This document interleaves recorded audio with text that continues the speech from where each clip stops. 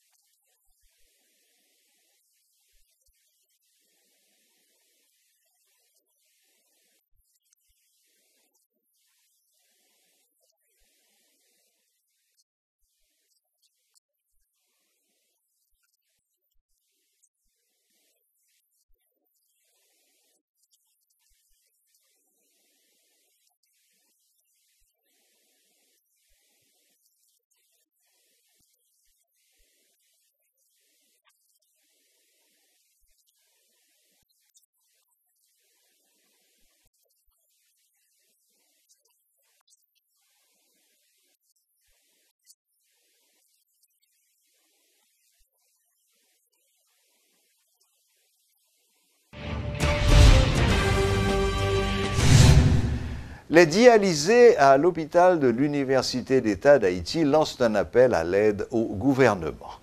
Les malades en attente de dialyse demandent au président Jovenel Moïse de se pencher sur leur sort tout en réclamant de meilleures conditions de traitement. Et des fois, on ne peut pas respirer, on ne peut pas prendre souffle, tellement l'eau sur l'estomac, l'eau dans le ventre, on ne peut pas respirer. Moi-même, je ne peux pas pipi. J'ai 4 ans, je ne peux pas pipi. 4 ans, je ne peux pas pipi. Si je ne suis pas dialysé, je ne peux pas vivre. Je ne peux pas vivre.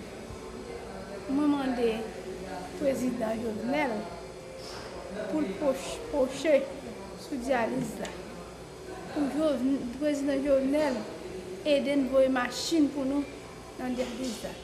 S'il ne peut pas envoyer une machine, nous tout à mourir. On est existant dialyse, il connaît qui chant problème maladie qui chant yo a souffrir, yo besoin d'aide. N'a demandé le temps pour font bagaille pour nous.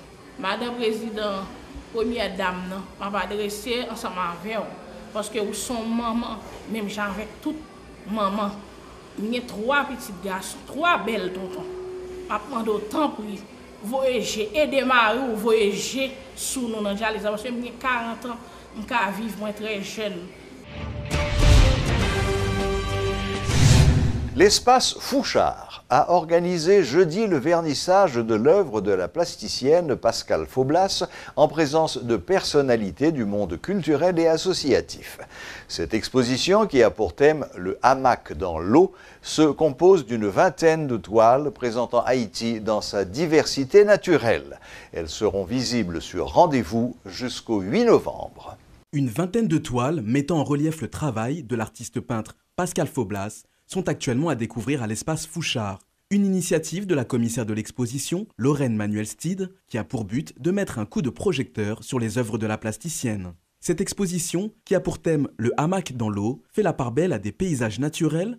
Mais d'ailleurs, Pascale Faublas, pourquoi avoir choisi un tel titre? Le hamac dans l'eau, c'est pour traduire un peu l'idée de Haïti tout couleur, Haïti tropical, Haïti bel pays, Haïti c'est là pour là.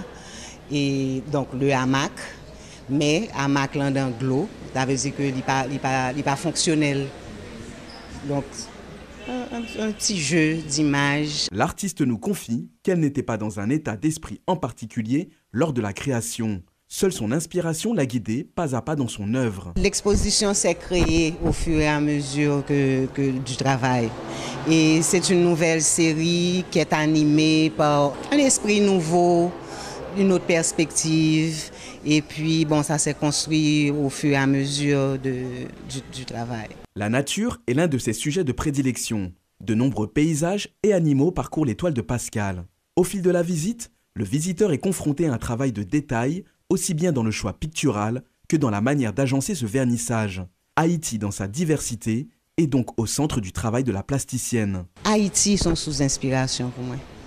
Et comme Haïti et des problèmes de nature, et Haïti verte, Haïti déboisée, Haïti... Donc la nature se retrouve dans mon travail, l'eau, la mer, pieds-bois, oiseaux. À la base, je suis une artisane. Donc je travaille beaucoup les matières, les textures, pigments naturels et des supports différents. Moi, je travaille sous bois, je travaille sous papier, je travaille sous tissu. Donc ma technique, finalement, est un aboutissement de mon expérience d'artisane, d'artiste. Donc je manipule les encres, je manipule la terre, la cire, les éléments naturels beaucoup. Rappelons que l'exposition Le hamac dans l'eau de l'artiste Pascale Faublas est visible jusqu'au 8 novembre à l'espace Fouchard de Pétionville, à l'initiative de la commissaire Lorraine Manuel-Stide. La boucle est bouclée. Merci de votre fidélité. Excellent week-end à toutes et à tous et à la prochaine, même heure, même chaîne.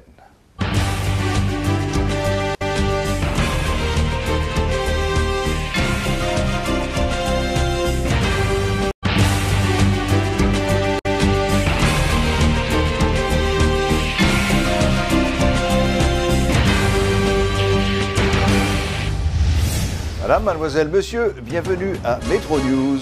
Voici les principaux titres qui seront développés aujourd'hui. La présidence a pris très au sérieux les menaces proférées par des leaders de l'opposition à l'encontre du chef de l'État et de sa famille. Le choix de Michelle Jean Sisson comme nouvel ambassadeur des États-Unis en Haïti a été ratifié par la Commission des Affaires étrangères du Sénat américain ce vendredi.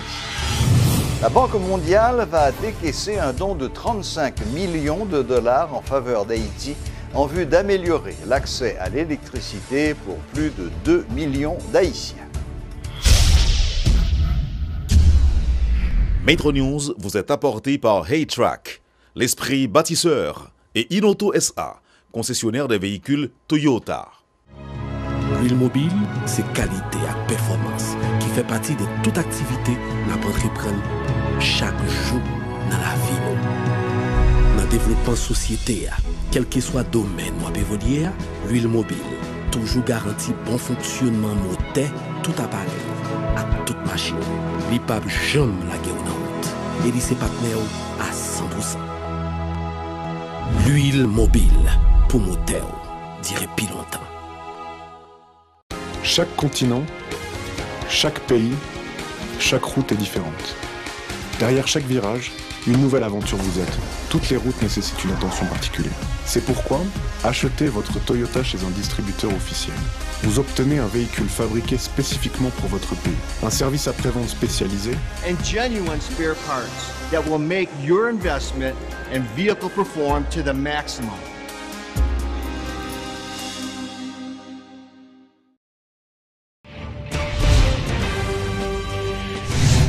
Les menaces proférées à l'encontre du président de la République et de sa famille par des leaders de l'opposition n'ont rien de démocratique, selon l'un des porte-parole de la présidence, Lucien Jurat.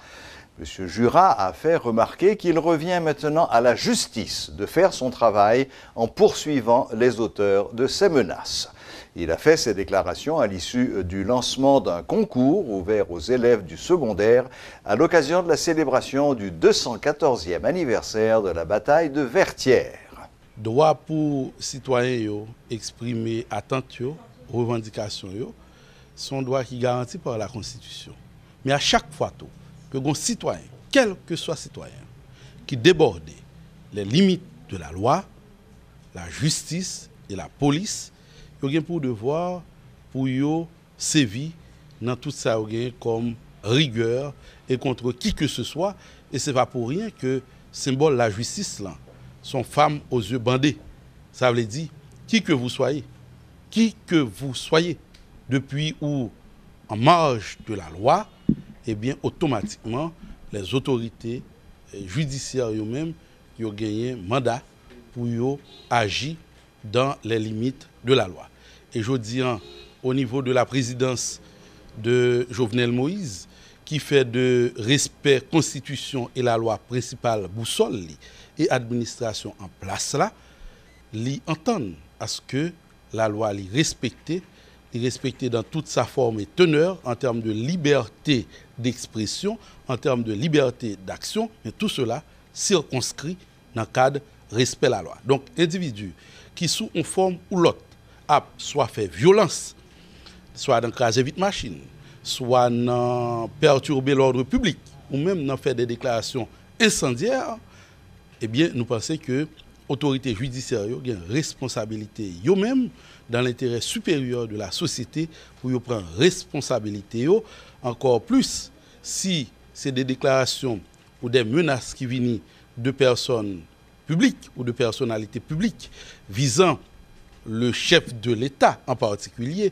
dans le contexte côté que pas plus tard que récemment, on a vu à l'Arcaïe ce qui s'est passé, et là, je dis, il y a des individus qui vertement ont lancé des menaces vis-à-vis du président de la République, de sa famille, ou de n'importe quel citoyen, parce que nous parlons là du respect de la vie quand même. Eh bien, c'est aux autorités judiciaires pour que vous preniez responsabilité, même pour être capable de garantir droit avec liberté chaque citoyen qui vit sur le territoire national. La Commission des Affaires étrangères du Sénat américain a ratifié ce vendredi le choix de Michelle Jean Sisson comme nouvel ambassadeur des États-Unis en Haïti. Pour boucler le processus, une autre étape reste à franchir, l'approbation du Sénat réuni en Assemblée. Les membres de la Commission des Relations extérieures du Sénat ont examiné minutieusement les antécédents de la diplomate, en privé d'abord, puis pendant une audience publique. Selon la procédure, après un vote favorable, elle soumet la nomination du Sénat au Sénat pour un vote en séance plénière. L'opposition d'un seul sénateur peut être néfaste. Madame Sisson est une diplomate de carrière au service de la diplomatie américaine depuis 1982.